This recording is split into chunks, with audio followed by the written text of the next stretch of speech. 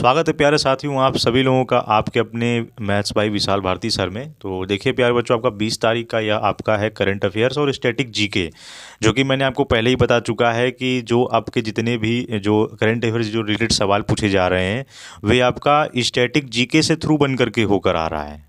तो इसलिए आपको ज़्यादा फोकस करना है यहाँ पर स्टैटिक जीके का जो पोर्शन है, और ख़ासकर जो करंट अफेयर्स है उसको तो आपको बिल्कुल भी नहीं छोड़ना है, क्योंकि वो तो एक भंडार है। यदि आप उसको आप पढ़ते रहोगे, डेली आप उसको पढ़ते रहोगे तो ज़रूर उसमें से देखिए क्या है, सवाल तो बिल्कुल नहीं मिल सकता है ए टू जेड की आपका वही आएगा। लेकिन ये है कि यदि आप उसको तैयार करते हो तो बाकी जो आपके एग्ज़ाम, जैसे आपने 1-2 महीने का आपने करंट अफेयर्स तैयार कर लिया, तो बाकी उसके बाद जो एग्ज़ाम होगा तो उसमें आपको बहुत ज़्यादा बेनिफिट होगा। तो आपको आइडिया रहेगा कि हाँ, मैं इसे सवाल में बना सकता हूँ। ठीक है, तो चलिए देखिए क्या है आपका राष्ट्रीय स्वतंत्रता और आंदोलन से रिलेटेड सवाल कई बार पूछे गए हैं आपके एमटीएस में। तो पहला प्रश्न देखिए क्या है, पंजाब का ब्रिटिश साम्राज्य में विलय किस वर्ष हुआ। और जानते हो साथियों कि आप जो है जितने भी एसएससी एग्जाम वो फैक्ट से रिलेटेड सवाल पूछते हैं, तो फैक्ट रिलेटेड ये आपका आंसर भी आपका देखिए क्या है। आपका 4 ऑप्शन दिया रहेगा, जो ऑप्शन रहेगा आपको टिक लगाना पड़ेगा। तो यहाँ पर है पंजाब का जो ब्रिटिश साम्राज्य में जो विलय हुआ था वो 1849 ईस्वी में हुआ था। तो ये ध्यान रखिएगा, बहुत इंपॉर्टेंट है। इसके बाद दूसरा प्रश्न देखिए कि भारत छोड़ो आंदोलन के प्रस्तावक कौन थे। भारत छोड़ो आंदोलन के प्रस्तावक, अब यहाँ पर 4 ऑप्शन दे देगा, जवाहरलाल नेहरू या महात्मा गांधी या भीमराव अम्बेडकर। तो इस प्रकार यदि नाम दी तो बहुत सारे बच्चे क्या है कि उसमें महात्मा गांधी पर टिक लगा लेंगे, क्योंकि भारत छोड़ो आंदोलन सोचेंगे उन्होंने शुरुआत कर दी। नहीं, यहाँ पर जो प्रस्तावक का नाम पूछा गया है तो ये गलती मत करिएगा, जवाहरलाल नेहरू है। ठीक है, ध्यान रखिएगा, क्योंकि एग्जाम में बहुत ज़्यादा कन्फ्यूजन होती है। देखिए क्या है, व्यक्ति जो देशबंधु के नाम से भी जाना जाता है वह है, जो देशबंधु के नाम से जाना जाता है, याद रखिएगा, चित्तरंजन दास। बहुत इंपॉर्टेंट प्रश्न है, आपका एग्जाम में आ सकता है।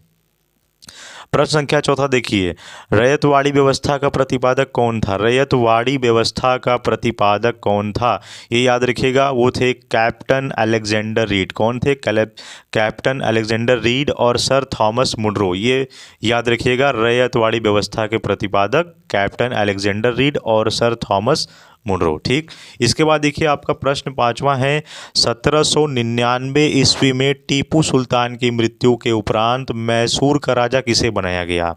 1799 ईस्वी में टीपू सुल्तान की मृत्यु के बाद जो है वो मैसूर का राजा किसको बनाया गया, तो याद रखिएगा कृष्णराज वोडेयार तृतीय। याद रखिएगा कृष्णराज वोडेयार तृतीय। तो ये बहुत ही इंपॉर्टेंट प्रश्न है प्यारे साथियों, इसको आप जरूर याद करके पूरा नोट कर लीजिएगा। ठीक है, इसके बाद चलते हैं हम अपने वो कैप के सेक्शन में।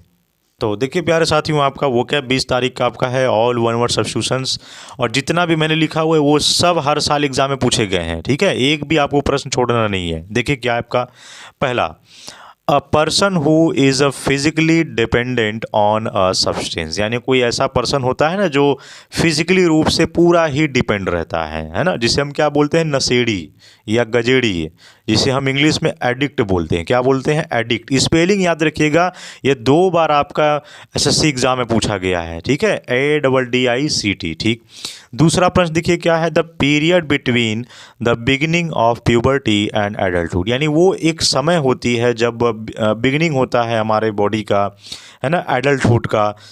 तो ये होता है किशोरावस्था। क्या होता है, किशोरावस्था। 4 बार कंपटीशन एग्जाम पूछा गया है एसएससी में, 4 बार ये आया हुआ है। इंग्लिश में हम इसे एडोलेसेंस बोलते हैं। क्या कहते हैं, एडोलेसेंस। ADOLESCENCE। याद रखिएगा, स्पेलिंग भी पूछता है आपसे।